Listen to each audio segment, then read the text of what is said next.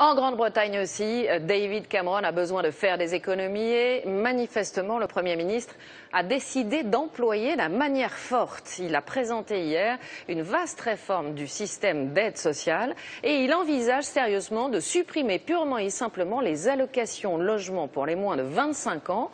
Pour l'instant, ce n'est qu'une proposition, mais elle fait déjà beaucoup de bruit. À Londres, Jacques Cardoz, Nicolas Méan. Il pourrait être l'une des victimes des décisions de David Cameron. Après avoir vécu en foyer, c'est grâce aux allocations que George Martin vient tout juste d'aménager dans ce studio de la banlieue de Manchester. Mais la décision du Premier ministre pourrait tout remettre en cause. S'il retire ces allocations, cela va détruire la vie de tout le monde. Probablement que moi, je vais être viré d'ici, parce que je ne vais pas pouvoir payer le loyer moi-même. Il verse 400 € par mois, entièrement pris en charge par les aides au logement. En Angleterre, on peut profiter de ces aides jusqu'à l'âge de 25 ans. Mais David Cameron veut y mettre fin définitivement. Les aides donnent un très mauvais signal. Gagner sans travailler, avoir des droits sans rien faire, ça nous donne des millions d'actifs de tous âges qui profitent des allocations et ça donne une culture du « j'y ai droit ».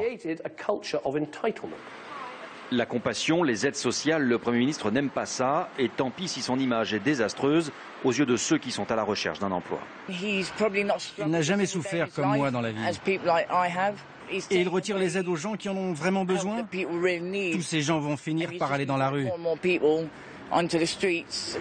Moi, je suis au chômage depuis 3 mois et là, il commence vraiment à m'encourager à prendre n'importe quel boulot, qui n'ont d'ailleurs rien à voir avec mes qualifications.